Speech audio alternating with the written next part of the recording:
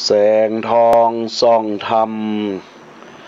แสงงามในยามเจ้าแสงอาทิตย์เจ้าแสงธรรมส่องห้องหัวใจแสงอายังบ่เต้าเจ้าแสงธรรมธรรมะสู่ใจในวันนี้ดวงชีวีย่อมมีที่สดใสธรรมะขจัดขัดเกลาใจอยู่ที่ไหนใจก็สุขหมดทุกข์เอ่ย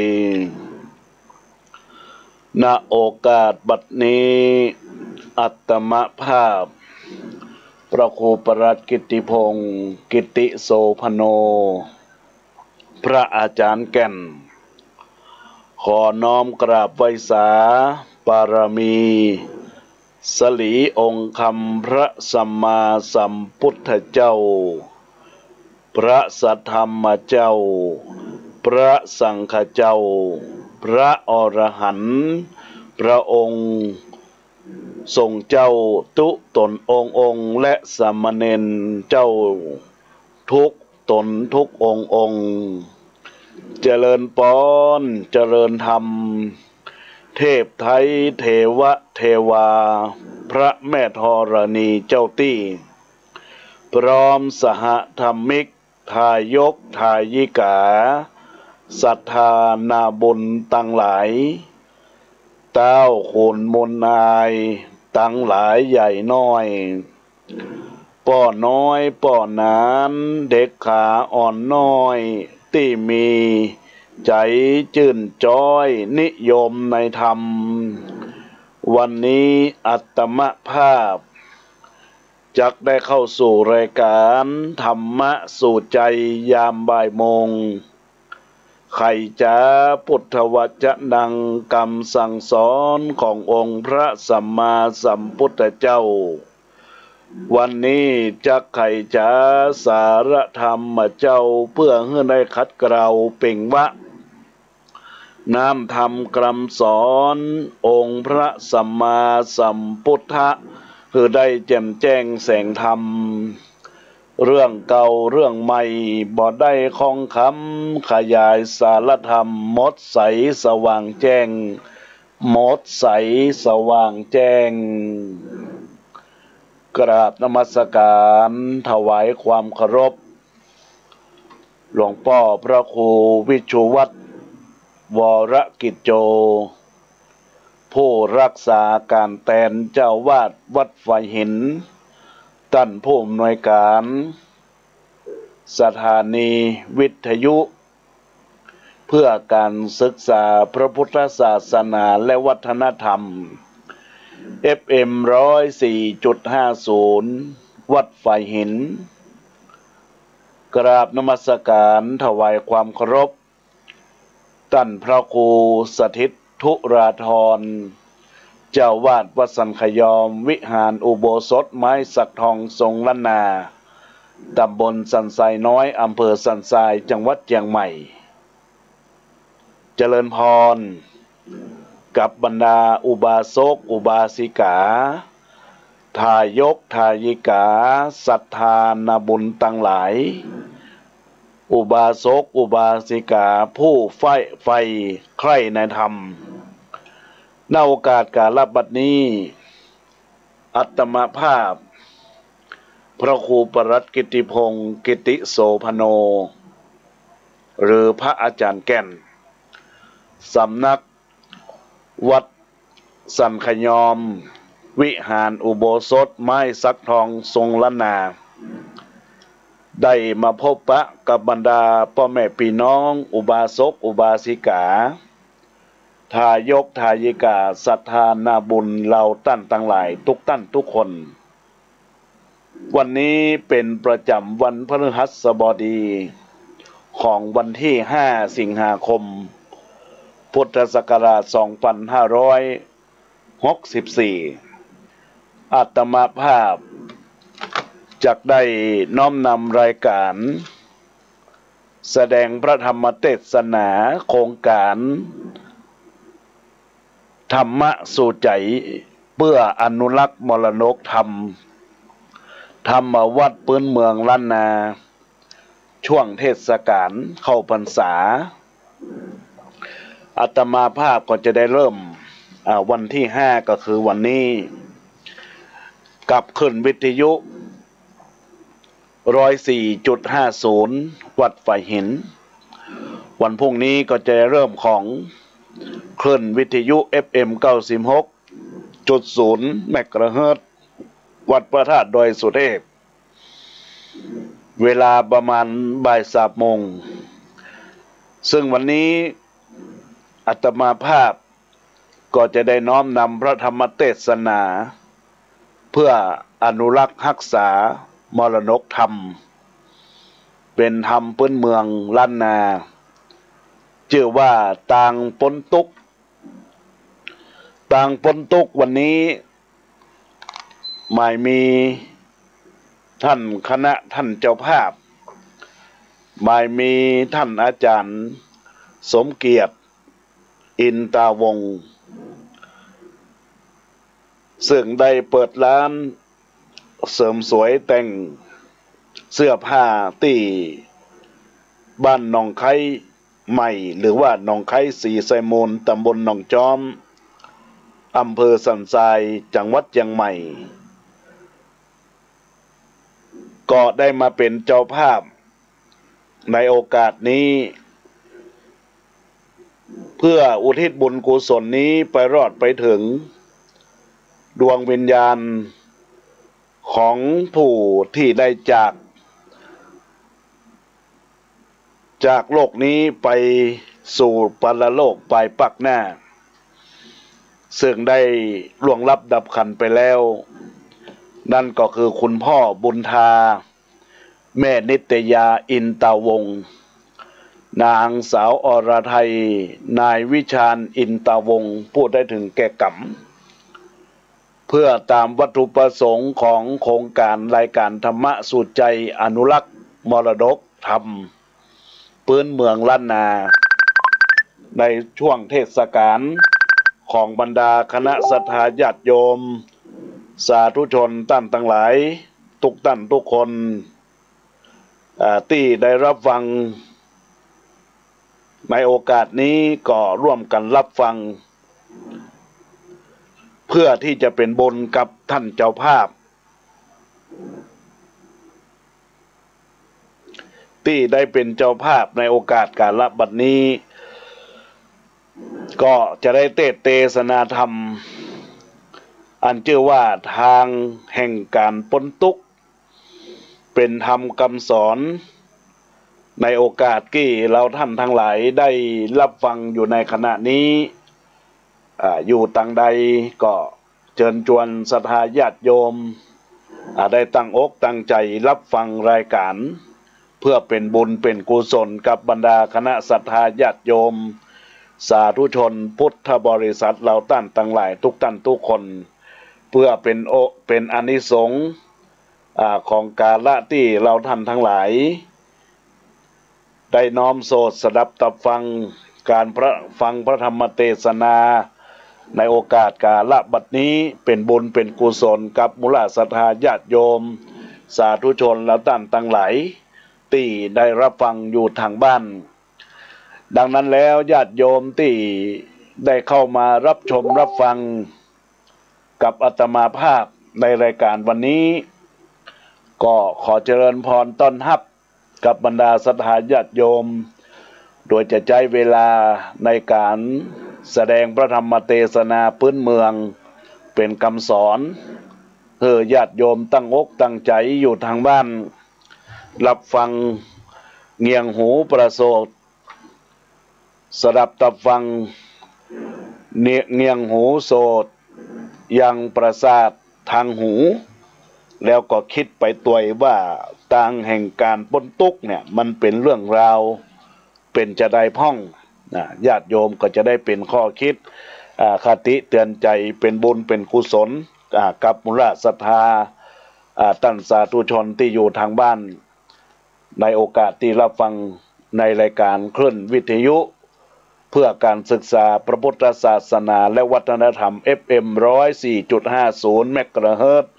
วัดฝ่ายหินแล้วก็ได้รับชมรับฟังจากทาง Facebook เพจธรรมะสู่ใจเพื่อสันติภาพดังนั้นแล้วก็ขอเจริญพรเรียนเชิญทุกท่านทุกคนได้น้อมโสดสดับฟังณโอกาสกาลบัดนี้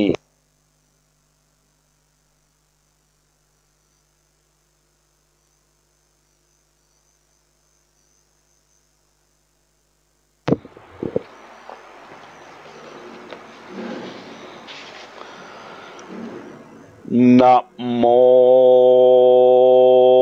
ตัสสะภะคะวะโตอะระหะโตสัมมาสัมพุทธัสสะ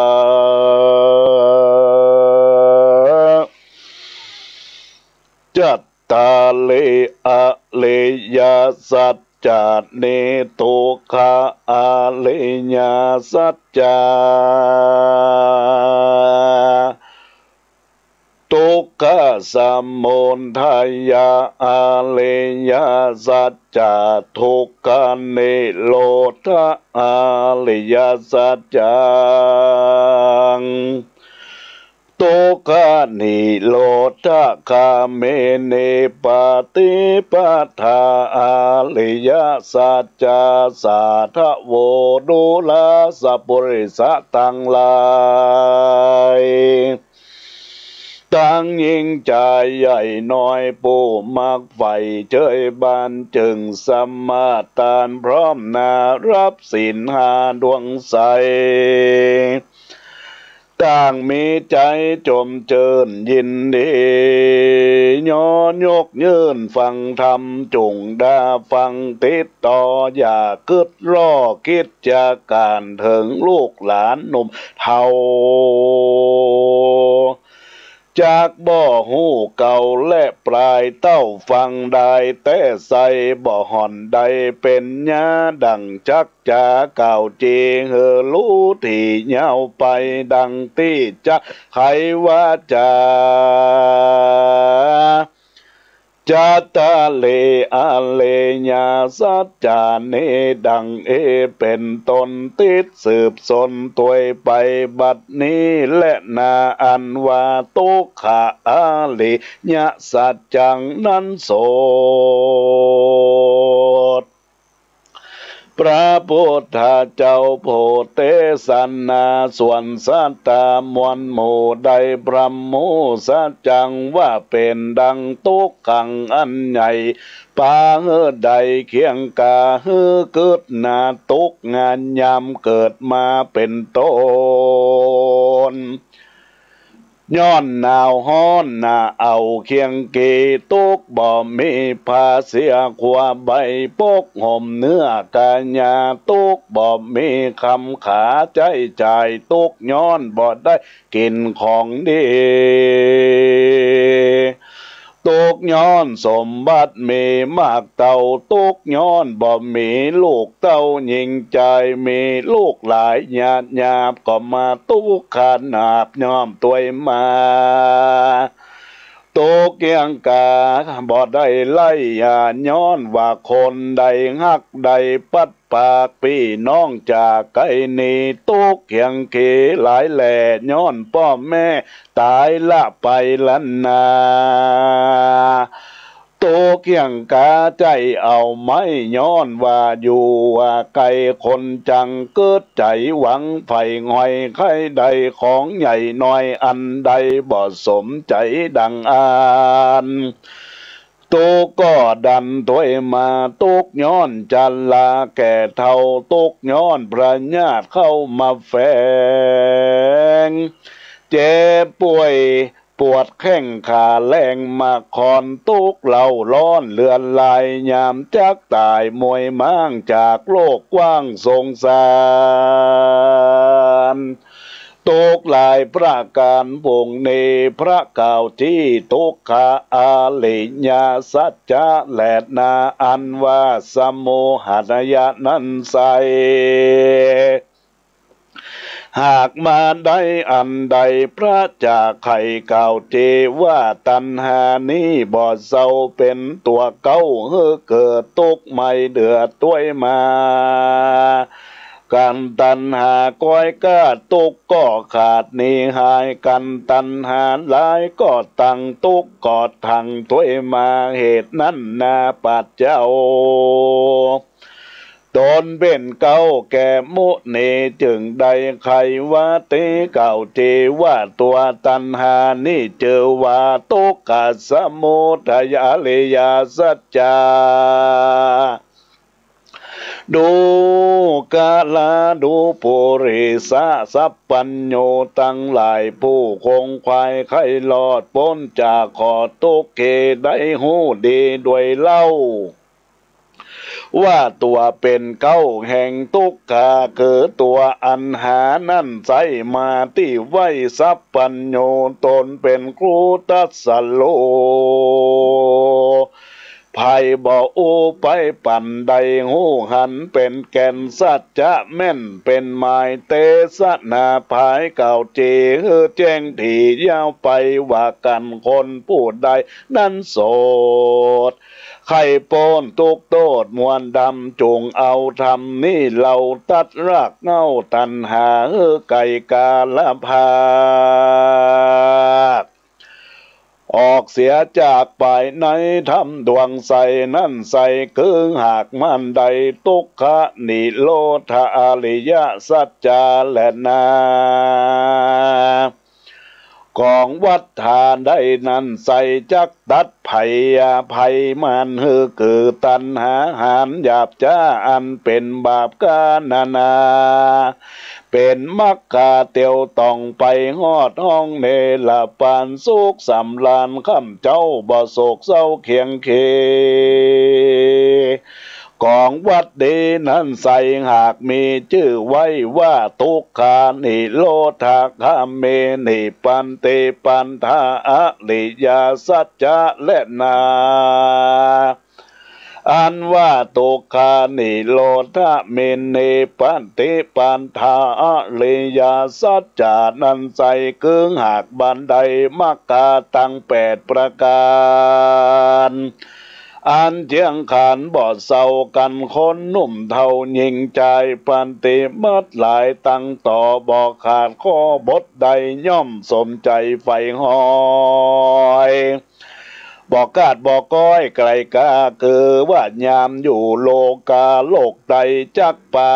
ใดสดสาเดกันตายนี้กับภาคดับจิตจากเมืองโคนก็ยอมเอาตนไปเกิดในห้องฟ้าเลิศเนรปานสุขสำลานคำเจ้าเกิดบททวนเก่าชื่อว่าสัมมาเตเตดูอาปิจจาลานาเดชะใจเฮอแมนไข่กองทำหันปาปะกรรมมนเศร้าเป็นเหตุเก้าเคียงเคอันตกเมล่ายแหล่อันเกิดแก่สัทธาย้อนตันหากิเลสเป็นเก้าเหตุปะไปหันนิโรธาใสบ่เศร้าอันตัดเหตุเก้าตันหาหูปิจารณาสันติหันอริยสัจจา4ประการเชื่อว่าบาปหานมีแต่บุญมีแน่เป็นจริงกึดขันเน่งใจใจอันว่าละสัตว์โลกได้สงสารมีกรรมประมาณจุผู้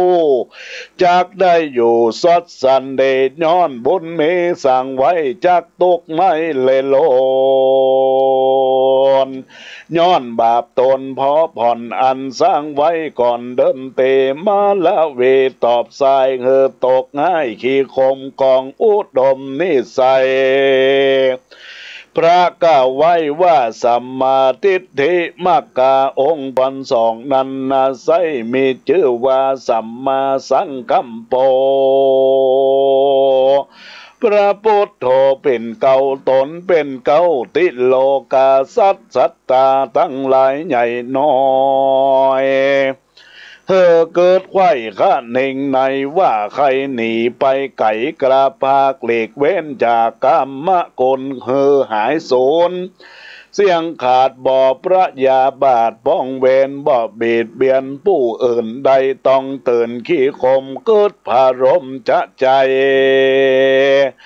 สร้างบุญไว้กับตนเพื่อเป็นมงคลไปนาคนโลกลายิ่งใจไผ่เกิดหมายดังเองหากแม่นตี้สัมมาสัมมากัปโป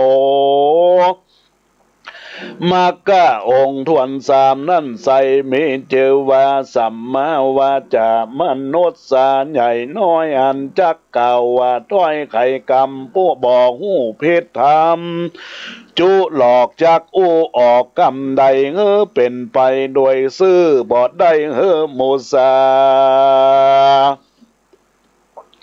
บ่ใครจะสนสอบ่จุล่อหลอกลวงบางอู้เป็นต่างจดเจือเก็บกรรมเหนือไปไตต้านได้ผิดกันบ่ได้ปั่นกรรมหยาบอันบ่สุภาพตามดีบ่ได้ใครว่าตีแจ้งด่ากรรมหยาบจะหลีกเว้นบ่ใครกรรมเล่นได้กวนจะไม้เก่าโอคนรู้ตามมีบ่หนีแบบเบาดังนักป่าเจ้าสอนมากองนี้นาและกล่าวจีว่าหากแม่นตี้สัมมาวาจาและนามักกาองค์ทวนสี่นั้นใสมีชื่อว่าสัมมาสังกัมมันโตพระโพธิ์โตตนโยดโยดได้ภายโพธิเทศนาว่าบ่อปาลาญาบจาคาสัตทวนนาเนื้อเด่นเอามากินเลี้ยงต้องบ่อลักยองบังอำลักเงินคำบาทไตของเครื่องใจอุผู้อื่นอันต้านบ่อยื่นยอปัน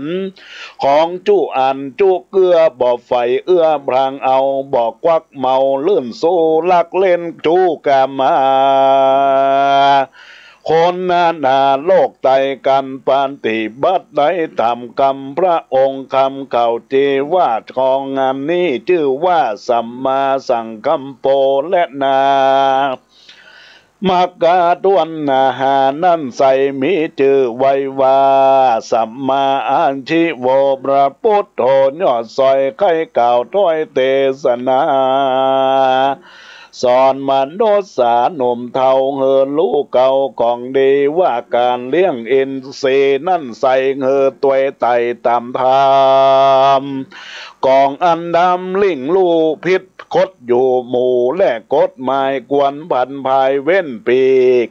ลบเว้นหลีกเสียไก่กองวัดใดแม่นนาจอมทุกต้องครอบกองทำก็กระทำเสียงไว้คือกระทำให้นาสูนตามเพิงกวนไฟอ่างหรือรับจางกระทำการเว้นบาปหานเอาไม่หรือตั้งถอยไล่นาเป็นวานิสกาปอกาอย่าขายเครื่องฆ่าวำไวคนตายกัดกล้อยหรือสัตว์ใหญ่น้อยตายนี้เกิดมีเธอมีดนาพระมีหอกดาปืนปิดอาบยำยำแล้วก็ขอพิษทำกูเชื่อบ่ได้ไฟเอื้อใจไม่อย่าขายยิงใจนุ่มเทาบอกขายน้ำเราสูนลาตังกันยะชาญาฝิ่นเฮโรอีนผงขาวพร้อมด้วยทินเนอร์ก้าวมีพิษยาเสพติดนาอย่าขายสัตตาทวนนาตังข้ากกแกงข้าปิดนานแหลงกูเชื่ออย่าได้ไฟเอื้อแบ่งปันอย่านำเอาอันมันมากาจักเป็นฟ้าป่ามัวจักจองตัวตกตอดลงสู่ลอดบายหรือตังวายถอยไหลอันบ่อตัวไต่กองเส้นอย่าเอาของหากินตั้งเล่มอันเป็นเส้นเคียงเคการงานมีไล่แหล่อันถูกแก่กองทำจงกระทำจะใจนำมาเสียงไส้อินเสปราดเมธีได้กล่าวที่ว่ากองอันนี้เจอว่าสัมมาอาทิโวและนามักกาทวนหกนันไส มีชื่อว่าสัมมาวายโมพระพุทโธตนยศโยดคุณนาโพเตสันนาว่ามนุษย์สาคนนั้นมีเพียงสี่ประการคือเพียรระวังบาปหันไม่มาดอันนั้นยังไปเกิดกับตัวเราบ่เฮมีมาเกิดได้เพียรตั้งใจไว้กับตนละยังอกุศลตัวถอยอันจ้องอันนั้นจ้องห้อยไปในหนีไก่ก้อยกราดเพียนบ่ขาดย่ำวันนั้นว่าจักภายผันสร้างก่อบนปาดมาป้อทมนาเพียนรักษาบุญเก่ามากเต้ายาวไป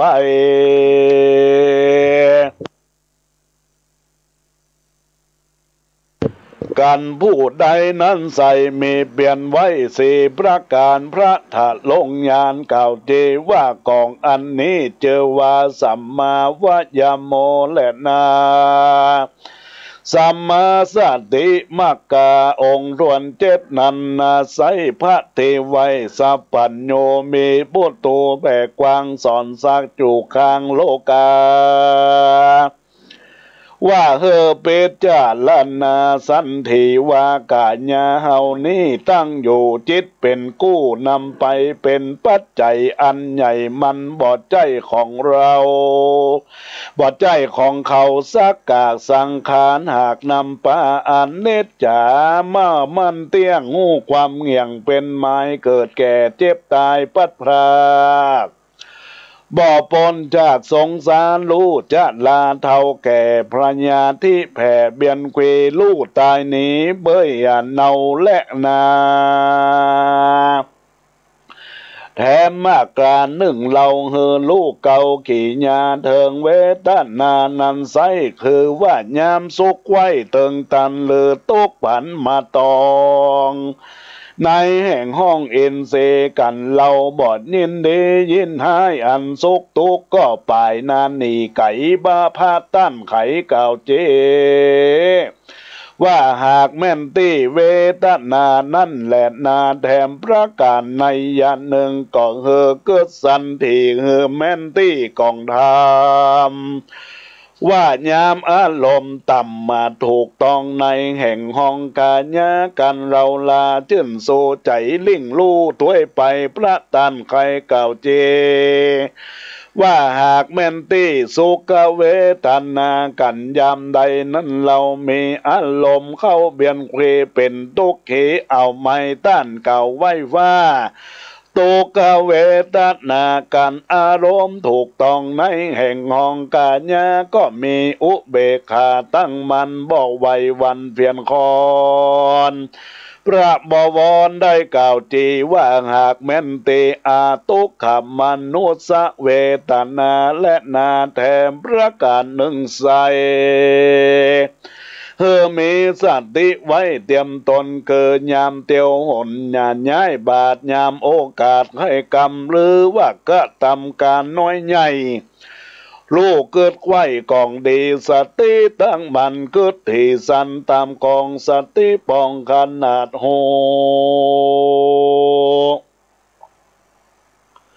เธอยามเตียวหนต่างบาทยามมาโอกาสใครจากกำเลิกจักกระทำประการน้อยใหญ่ลูกเกิดกองดีสติตั้งมันเกิดที่สันตามกองสติปองขนาดหูบ่เว้นกู้วันยามเป็นกองงามผาเสดปางเกิดสวัสดีปราดเมดีได้กล่าวจีว่ากองอันนี้เกิดว่าธรรมานุปัสสนาเป็นสัมมาสติและนาบททันไปสัมมาสัตมาธิเป็นมรรคาทวนแปดพระพุทธเจ้าแขวดสอนมาศรัทธาน้อยใหญ่อันมักใฝ่เจยบานว่าจงปฏิบัติกรรมฐานพาเสดเกิดบังเกิดสวัสดี เอาตนนี้ก็ผากพ้นเสียจากกามคุณวิปัสสนานุนจะใจเพื่อได้เจยบานจำเริญฌานทั้งสี่ลบหลีกลี่ภัยมารมีปฐมฌานเป็นต้นเป็นเก้าอันจะตูทะสานลานเล่าเป็นปลายกันนิ่งใจหน่อยใหญ่ปฏิบัติตามกองจักสมปองไฟหอยบอกกาดก้อยไกลกลาและมันพระวันนาจะใจจักปากในสดสดเดปราดเมตีได้กล่าวจีว่ากองอันนี้คือสัมมาทิฏฐิและนาอังกังกิโกมักโกอันวามากกะตั้ง8ประการอันโอฬารผาเสดปางเกิดสวัสสันเดมีสำลิดที่เป็นต้นเป็นเก้าสมาธิเราเป็นปลายตานตั้งลายก็มวลหมู่จงพำหูตามมีว่าเป็นตั้งนี้เลิศแล้วปากาดแก้วไพมานกันพูดได้ปฏิบัติตามใดเตี้ยงสมมักไฟใจไม้ตุกต่างหลายได้ไม่มาจักป้นเสียงงาขาดหายโหนนำป่าตนไปลอดเวียงแก้วยอดอมตะมหาเนรปานสุขสำลานนะค่ำเจ้าบอกแก่เท่าจันลาคือมักกาเป็นตุกคือได้พ้นจากตุกเถิงอมตะส่วงแต่ดิลีตัดสมาเหตุนั้นเราคนหนุ่มเท่ายิงใจผู้คงควายไฟงอยไข่จื่นจ้อยสดสันเดป้นตุกเอาไม่ได้เตียวไตไปลอดเวียงแก้วยอดมหาเนรปานจุงแปงใจบานไปตัวยกันได้ตัวไตเอาใจใส่ปฏิบัติตามธรรมยังมักกางามตั้ง8กำหนดแขวดไปตัวจากสมใจไฟห้อยบ่อวิตวางไก่กลาและนาอันว่ามูลละศรัทธาได้ใจฟังงานธรรมดวงอันประเสริฐอันชื่อว่าต่างปนตุกก่อนใดฟังแล้วก็มีจิตใจอันอ่อนน้อมยังทำบุญกุศลแห่งเจ้าตั้งหลายจักมีบุญกุศลกับตนตัวใดไปรอดเวียงแก้วยอดอมตะมหาเนรปานนั้นจงจักมีเตี้ยงแต่ดีลีก็ขอเจริญพรกับบรรดาคณะศรัทธาสาธุชนพุทธบริษัทต่างหลายที่ได้น้อมโสดสดับตับฟังพระธรรมเทศนาในโอกาสธรรมวัดเปื้อนเมืองล้านนาชื่อว่าต่างปนตุกก็มีญาติโยมสาธุชนได้เข้ามารับชมรับฟังในส่วนของเฟซบุ๊กไลฟ์เพจธรรมะสู่ใจเข้ามาแล้วก็ได้รับฟังจากทางขึ้นวิทยุ FM 104.50 เมกะเฮิรตซ์ได้รับฟังไปแล้วสิ่งต่างหลายที่ต้านต่างหลายได้รับฟังเมื่อได้รับฟังไปเป็นทำนองธรรมวัดพื้นเมืองถ้าฟังเสียงฟังธรรมก็จะได้ใจความแต่ว่าญาติโยมต่างหลายอาจจะได้ใจความอาตมาภาพก็คงจะได้สรุปคือกับบรรดาศรัทธาญาติโยมสาธุชนต่างหลายได้รับฟังในโอกาสกาลบัดนี้ว่าธรรมที่อาตมาภาพได้เทศไปนั้นก็มีเนื้อหาใจความเกี่ยวข้องกับความทุกข์ของทุกท่านทุกคนที่เกิดมาอย่างเบื้องต้นที่ได้เทศนาธรรมแล้วญาติโยมและท่านทั้งหลายต่างแห่งการพ้นทุกข์อย่างบรรดาคณะศรัทธาญาติโยมทั้งหลายทุกข์บ่ได้กินข้าวก็ยากกันข้าวทุกข์บ่มีเสื้อผ้าใส่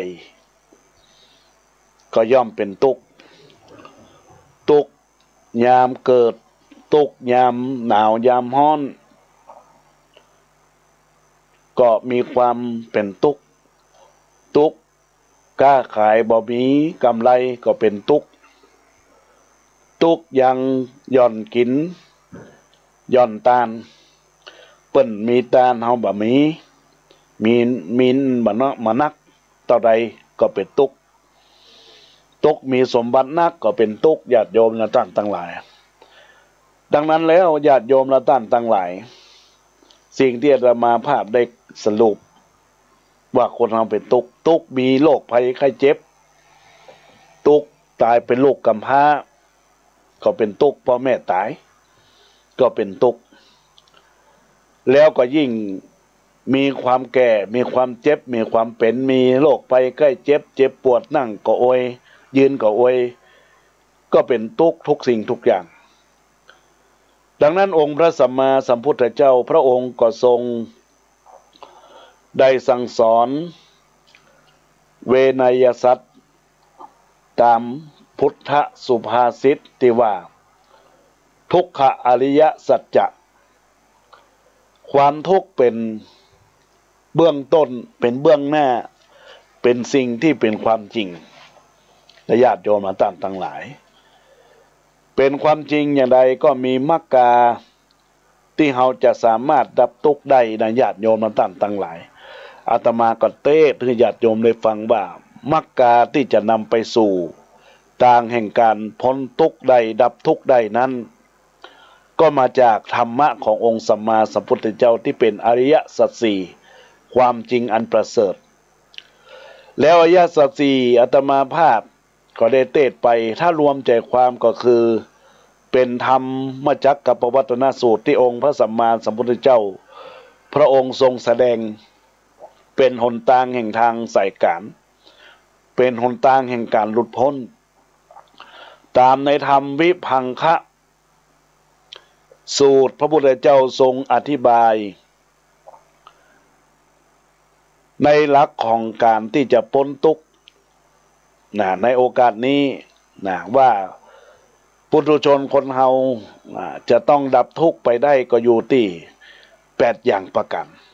8อย่างประการอาตมาภาพกันเทศน์ศรัทธาญาติโยมฟังแล้วก็จะสรุปว่ามีอย่างพ้องก็คือมีสัมมาทิฏฐิคือความเห็นถูกต้องอย่างบรรดาศรัทธาญาติโยมได้ฟังไปแล้วพิจารณาไปตัวว่าความทุกข์ที่พระอาจารย์แก่นกำลังเทศน์อยู่นี้มันเป็นแต่เนอะมันเป็นความจริงมันเป็นสัจธรรมที่จริงอย่างพ่อนานอินลาพ่อนานบินลาพ่อนานกาแฟดำเพิ่นก็ฟังอาตมาเทศน์แต่ว่าเพิ่นจะฟังทำนองฟังเนื้อหาสาระฟังเนื้อหาสาระฟังธรรมแล้วก็ได้มาฟังธรรมแล้วก็จะพิจารณาว่าฟังธรรมที่เทศน์ไปมีพิจารณาแล้วมีความถูกต้องมีความผันแปรแล้วสิ่งสำคัญก็คือเห็นถูกต้องนั่นแหละญาติโยมท่านทั้งหลายเราก็จะต้องพิจารณาไปพร้อมๆกันประการที่2สัมมาสังกัปปะมีความคิดถูกต้องความคิดที่ถูกต้องนั่นก็คืออย่างญาติโยมทั้งหลายก็คือความไม่พยาบาทไม่อยากไม่ปองร้ายกันและกันเวลาผู้ใหญ่สอนก็ต้องน้อมปฏิบัติปะอาฆาตปะพยาบาทปะปองร้ายปะเบียดเบียนกันถ้าหากว่าพยาบาทปองร้ายเบียดเบียนกันเนี่ยญาติโยมทั้งหลายมันมามีหนทางที่จะดับทุกข์ได้เป็นความคิดที่ถูกต้องแล้วที่เฮาบ่อาฆาตบ่พยาบาทบ่ปองร้ายแต่กันและกันและสิ่งสำคัญบ่เบียดเบียนกันก็ย่อมจะเกิดความสุขประการที่3คือกะสัมมาวาจาก็คือวาจาที่ถูกต้องพูดอย่างให้มีเหตุผลพูดอย่าให้ผู้อื่นได้ฟังแล้วมีความทุกข์เช่นด่าทอหยาบคายส่อเสียดเพ้อเจ้ออู้ไปเลยแล้วก็อู้เท็จอู้โกหกถ้าหากว่ากิริยาอาการของเราประพฤติปฏิบัติอู้ในความจริง บ่หยาบจ้าบ่หยาบอู้หยาบจ้าเปิ้นบ่ซอเสียดเปิ้นนะบ่เพ้อเจ้อบ่หวั่นไหวบ่อู้อวดโมสิ่งทั้งหลายวาจามันก็ถูกต้องก็คือสัมมาวาจาทุกข์ก็บ่เกิดแล้วก็สัมมากัมมันตะก็คือมีเจตนาเว้นจากการที่เฮาบ่ฆ่าสัตว์บ่ตักลักทรัพย์บ่ประพฤติผิดในทางกามโดยเฉพาะญาติโยมทุกวันนี้จะมีข่าวอย่างข่าวที่ผ่านมานี่อาจจะเป็นข่าวฮอตระหว่างคู่ครองทางภรรยาจวนสามีไปฉีดวัคซีนด้วยกันฉีดวัคซีนด้วยกันสามีบอกว่าไปแล้วก็ไปส่ง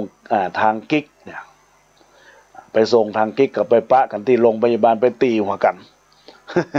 ญาติโยมต่างหลายนี่แหละก็คือความทุกข์แหละแต่หากว่าเฮาเว้นจากการบ่ประพฤติผิดในกามบ่โจรกรรมด้วยการฆ่ากันทะเลาะเบาแวงกันมันก็จะบ่เกิดทุกข์ในญาติโยมต่างหลายสัมมาอาชีวะการเลี้ยงชีพที่ถูกต้องการเลี้ยงชีพที่ถูกต้องก็คือละเว้นจากการอาชีพต่างๆทุกคนต่างมีอาชีพอาชีพพระสงฆ์ก็คือเผยแพร่ธรรมอาชีพทางของบรรดาญาติโยมสาธุชนละท่านต่างหลายเป็นพ่อค้าแม่ขายก็ต้องได้กำไรแต่แล้วญาติโยมต่างหลายอาชีพต่างๆก็จะไปเบียดเบียนกันมันบ่ดีต่างคนต่างอยู่ต่างทนต่างทำมาหากินก็จะมีความสุขได้สิ่งสำคัญก็คือมรรค8นี่ก็สามารถที่จะทำให้เฮานั้นมีความสันติมีความสงบในตัวในตนแล้วก็ประการทั้ง3อย่างสัมมาวายามะก็คือการที่บอกกระทำในส่วนของการประพฤติปฏิบัติป้องกันความพยาบาทปองร้ายรักษากุศลเกิดขึ้นอย่าไปอกุศลพยายามคิดบวกอย่าคิดลบญาติโยมท่านทั้งหลายเพราะบางผู้บางท่านญาติโยมทั้งหลายมีการคิดลบคิดลบคิดบวกพยายามคิดบวกให้ดีจะไปคิดลบอยู่ร่วมกันเพื่อมีความประสุขแล้วสิ่งทั้งหลายจะต้องมีสติและสมาธิสติก็คือการประพฤติปฏิบัติที่ถูกต้องก็คืออารมณ์ของกรรมฐานธรรมานุปัสสนาสัมมาสมาธิก็คือสมาธิเกิดจากการวิปัสสนาทำให้เกิดฌานในญาติโยมสาธุชนทั้งหลายมันไหวพระสวดมนต์เมตตาภาวนาเป็นบุญญาเขตอย่างทุกวันนี้อย่างมีโรคภัยไข้เจ็บก็ต้องปฏิบัติให้ดีให้งามบ่ให้เกิดทุกข์กับในตัวในตนถ้าเกิดทุกข์ก็ญาติโยมทั้งหลายได้ฟังธรรมะไปแล้วยังบ่ปฏิบัติก็บ่ฮู้จะว่าจะใดก็ต้องใจหลักธรรมขององค์สมเด็จสัมมาสัมพุทธเจ้าเรื่องอริยมรรคเรื่องของมรรค8ประการย้อนกับตนตัวกับบรรดาศรัทธาญาติโยมก็คือทางแห่งการพ้นทุกข์นั่นแหละญาติโยมท่านทั้งหลายเพราะฉะนั้นในธรรมในโอกาสนี้อาตมาภาพได้สรุปให้กับบรรดาศรัทธาญาติโยมท่านสาธุชนทั้งหลายเป็นที่เรียบร้อยก็ขอญาติโยมทั้งหลายได้นำไปประพฤติปฏิบัติเป็นหลักแห่งการสร้างกุศลคนดีในโอกาสนี้เนตเห็นตังเขญาสังวันนาเวเศษจาห้องเหตุยัง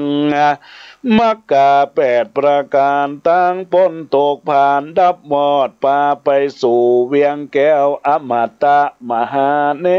รปานก็บังคมสมเลสเดชในโอกาสวันนี้จะได้ประกาศอนุโมทนาและก็จะได้ปั่นปอนเนอร์ทางท่านเจ้าภาพที่ได้เป็นเจ้าภาพในโอกาสนี้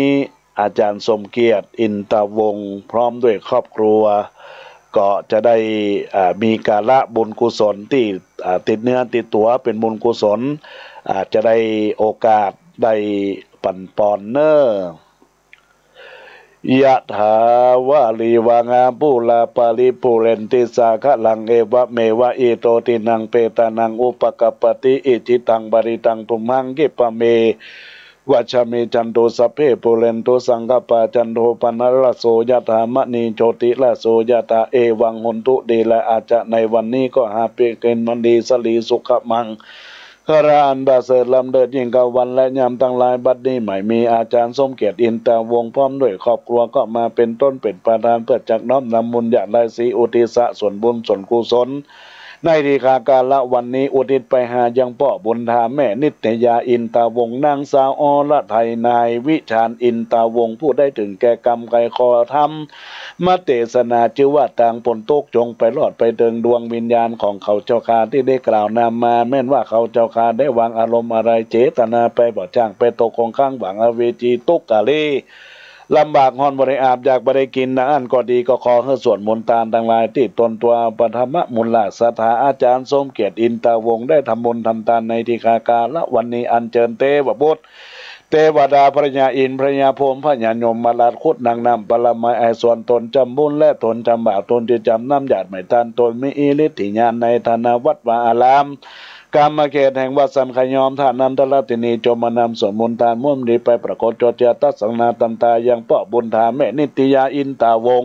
และนางสาวอรไดนายวีละวีชานางอินตาวงได้ขี่ข้ามจังหวัดสงสารพันหลอดพันเทิงเวียงแก้วอามาตามหาเนรปานนันจุงจะมีโสยาติธรรมโมจะอายันเนทัสสิโตเปตนะปูจาจะกตาอุลาลาพลัญจะปิโก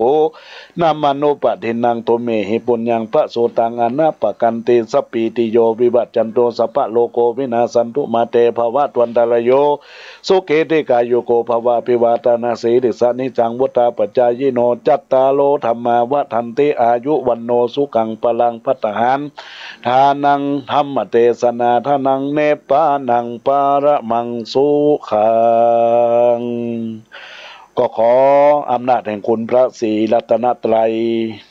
จงปกป้องคุ้มครองอาจารย์สมเกียรติอินตาวงศ์เพื่อได้มีความสุขความเจริญแต่ละธรรมเทศนาถวายจตุปัจจัยกันเทศแล้วก็ขอท่านได้เจริญรวยเฮงพ้นจากทุกข์พ้นจากโศกพ้นจากโรคจากภัยจงประกอบไปด้วยความสุขและความเจริญมีอายุวันนะสุขะพละธนสารสมบัติคุณสามสมบัติทุกวันทุกท่านทุกคนด้วยเถิดบรรดาญาติโยมท่านสาธุชนทั้งหลายก็เป็นอันว่าพระธรรมเทศนาเรื่องต่างพ้นทุกข์ก็ได้สำเร็จเสร็จสิ้นอาตมาภาพสรุปธรรมคือบรรดาศรัทธาญาติโยมและเป็นการอนุรักษ์มรดกวัฒนธรรมล้านนาพื้นเมืองของในโอกาสนี้แล้วก็ขอบรรดาญาติโยมท่านสาธุชนได้รับฟังไปแล้วตอนนี้ก็มีโอกาสเวลาที่บรรดาญาติโยมอยู่ทางบ้านทางจองได้รับฟังคลื่นวิทยุนี้ก็จะโทรศัพท์เข้ามาอูจาเอื่นเอ่ยในรายการที่เบอร์โทรศัพท์0962629694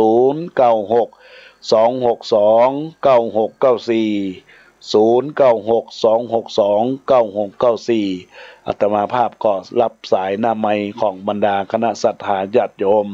สาธุชนพุทธบริษัทเราท่านทั้งหลายตอนนี้จะได้เจริญพรกับบรรดาญาติโยมที่ได้ทักทายในกล่องข้อความคนลุ่มน้ำบางเจริญพรกับคุณโยมเกี่ยงคำรุ่งไพโรธเจริญพรกับคุณโยมไพลินขันธนาเจริญพรกับแม่มาลีนภิกุลตลาดกัดก้อมหลังวัดยังกวงเจริญพรกับแม่เอ้ยสุติวงศ์เจริญพรกับคุณโยมสิริพันธ์สิงหอมเนาะในโอกาสนี้แล้วก็เจริญพรกับป้อนานอินหลาบินหลาบุญธรรมลักษณ์กาแฟดำเจริญพรกับคุณแม่เล็กโมเจริญพรกับคุณพินชลิยานิติประสาทแล้วก็เจริญพรกับอุบาสกอุบาสิกาทายกทายิกาทั้งหลายที่ได้ส่งไลน์เข้ามาทุกท่านทุกคนกดไลค์กดแชร์เข้ามาก็ขออนุโมทนาขอบคุณกับบุญที่เกิดจากจิตจากใจของมุลาศรัทธาทุกท่านทุกคนเป็นบุญเป็นกุศลกับท่านทั้งหลายเนื่องในโอกาสนี้นะวันนี้ก็เป็นวันคล้ายวันเกิดของแม่เอ้ยสุติวงศ์นะเปิ้นบอกว่าเป็นวันเกิดวันนี้วันที่5 สิงหาก็ขอให้แม่มีอายุวันนะสุขะพละธนสารสมบัติคุณสารสมบัติ คิดสิ่งหนึ่งประสงค์สิ่งใดที่ชอบประกอบไปดังจงพันสำเร็จเนอะอยู่กับลูกกับหลานเมินอยู่กับวัดกับวาได้ปกปักรักษาเทวดาให้ได้มีความสุขมีความเจริญเนอะก็ขออนุโมทนาขอบคุณกับแม่สุติวงศ์ตัวที่ได้ไปทำบุญวันคล้ายวันเกิดในวันนี้เจริญพรกับแม่นวลนิดชาวชาติอำเภอเมืองเชียงใหม่ก็ขออนุโมทนาขอบคุณเนอะที่ได้ทักทายเข้ามาในไลน์ของท่านได้เข้ามาก็คงจะได้รับฟังพระธรรมเทศนาทำพื้นเมืองล้านนาในโอกาสนี้ในโอกาสวันพรุ่งนี้คลื่นวิทยุ FM 96.0 เมกะเฮิรตซ์เวลาบ่าย3 โมงถึง 4 โมงเนอะญาติโยมทั้งหลายก็ตั้งอกตั้งใจรับฟังวันพรุ่งนี้จะเทศน์ธรรมศรัทธา5จำพวกศรัทธา5จำพวกมีเจ้าภาพป้อนานอินหลาแม่กองคำบุญธรรมรักษ์พร้อมครอบครัวจากบ้านอุเมงอำเภอสันปะตองจังหวัดเชียงใหม่ได้มาเป็นเจ้าภาพเจ้ากันในวันพรุ่งนี้ออกขึ้นวิทยุ FM 96.0 วัดพระธาตุดอยสุเทพเวลา 3 โมงในโอกาสนี้บรรดาญาติโยมทั้งหลายจตุปัจจัยที่มูลศรัทธาญาติโยมได้ร่วมบุญร่วมกุศลในการรับฟังพระธรรมเทศนาจะได้นำเป็นก้าน้ำกับไฟอินเทอร์เน็ตตลอดถึงจะได้เป็นการบำรุงการศึกษาพระพุทธศาสนาของทางพระภิกษุสงฆ์องค์สามเณรภายในวัดสังขยอมแล้วก็จะได้เป็นบุญกุศลในการทำบุญของกิจกรรมของทางวัดทางวาอารามเพื่อเป็นบุญเป็นกุศลดังนั้นก็ต้องขอประกาศบอกกล่าวอย่างท่านศรัทธาญาติโยมท่านสาธุชนท่านผู้ฟังท่านทั้งหลายที่ได้รับฟังรายการในโอกาสนี้ก็จะได้เป็นบุญจะได้เป็นกุศลกับมูลศรัทธาญาติโยมสาธุชนพุทธบริษัทเราท่านทั้งหลายเมื่อท่านรับฟังไปแล้วบุญกุศลท่านก็ได้หลายอย่างหลายประการในปัจจุบันโลกร้ายมันเข้ามาเราก็จะต้องใช้วิธีการฟังพระธรรมเทศนาแบบออนไลน์ผ่านทาง Facebook ไลฟ์สดผ่านทางในส่วนของคลื่นวิทยุญาติโยมก็สามารถรับฟังแล้วก็ได้อนุโมทนาบุญร่วมกันได้ในญาติโยมมาตั้งทั้งหลายโอกาสนี้ก็ขอบอกบุญบอกกุศลกับบรรดาคณะศรัทธาญาติโยมที่ท่านทั้งหลายได้รับฟังธรรมะในวันนี้ท่านใดที่จะร่วมติดกันเทศก็แจ้งความประสงค์จำนงหมายร่วมบุญร่วมกุศลได้เนอะญาติโยมทั้งหลายที่อาตมาภาพเบอร์โทรศัพท์0962629694 0962629694อาตมาภาพก็รับบุญของมูลศรัทธาญาติโยมสาธุชนพุทธบริษัทเราท่านทั้งหลายมาณโอกาสนี้ตัวเนอญาติโยมมาท่านทั้งหลายตอนนี้ก็ยังสามารถเปิดสายหน้าไมค์กับบรรดาคณะศรัทธาญาติโยมสาธุชนพุทธบริษัททั้งหลายที่เบอร์โทรศัพท์0962629694 ในช่วงบ่ายนี้ญาติโยมไปทางใดได้ฟังขึ้นวิทยุ 104.50 แล้วได้ฟังทำแล้วเป็นอย่างไรพ้องจะได้อู้จ๋าทักทายเข้ามาเอื้อนเอ่ยในรายการในโอกาสนี้อาตมาภาพก็กำลังรอละสายหน้าไมค์ของมูลศรัทธาญาติโยมสาธุชนพุทธบริษัทเราท่านทั้งหลายที่กำลังรับฟังรายการอยู่ในขณะนี้ก็มีเวลาให้กับบรรดาศรัทธาญาติโยมสาธุชนเราท่านทั้งหลายที่ได้ทักทายเข้ามาอู้เอ่ยอู้จาในรายการธรรมะในโอกาสนี้ก็ขออนุโมทนาบุญกับมูลศรัทธาญาติโยมท่านสาธุชนท่านทั้งหลายทุกท่านทุกคนตัวในโอกาสที่บรรดาคณะศรัทธาแล้วท่านทั้งหลายได้รับฟังแล้วก็เป็นบุญจากการรับฟังบุญเกิดจากการฟังเพื่อปัญญาบุญจากการฟังแล้วปัญญาเกิดขึ้นคือการน้อมประพฤติน้อมปฏิบัติเป็นหลักแห่งการสร้างสรรค์คุณงามความดีกับตนตัวของมูลศรัทธาญาติโยมมาท่านทั้งหลายทุกท่านทุกคนอาตมาภาพก็หวังใจว่าบุญกุศลที่เกิดจากจิตจากใจ ของมุราศรัทธาต่างหลายที่ได้ร่วมบุญกันนี้ก็เป็นบุญกุศลอาการนี้อาตมาภาพขอได้ขอลาก่อนเตอะญาติโยมทั้งหลายอาตมาพระอาจารย์แก่นขอลาไปศรัทธาใหญ่น้อยป้อน้อยป้อนั้นพระเนนเห็นน้อยขอลาไปก่อนเตอะเนอเวลาหมดไปสบายกันเตอะไว้โอกาสหน้ายังมีลาป้อนานป้อน้อยเฮืออยู่สุขีโจกใจเฮือมีอยู่ดีเตี้ยงมันร่ำรวยเงินทองอย่าได้อยากกันหิกาเงินทองตุ้นเต้าปราศจากโลคาโจกมาแต่เจ้าเงินทองหลั่งไหลเข้าครอบครัวเวลาหมดแล้วพองแผ้วตนตัวทุกคนครอบครัวมีสุขตัวหน้าเจริญสุขเจริญสีปอกวิแม่ป้าอายุวันนะเกินร้อยอยู่ม่วนกินหวานสำราญจื่นจ้อยตลอดลูกน้อยหลานแดงอายุวันนะพละเข้มแข็งอยู่ดีมีแหงทุกคนเนื้อเจ้าทุกคนเนื้อเจ้ารวยแล้วรวยแถมรวยเฮงทุกท่านทุกคนเน้อขอเจริญพร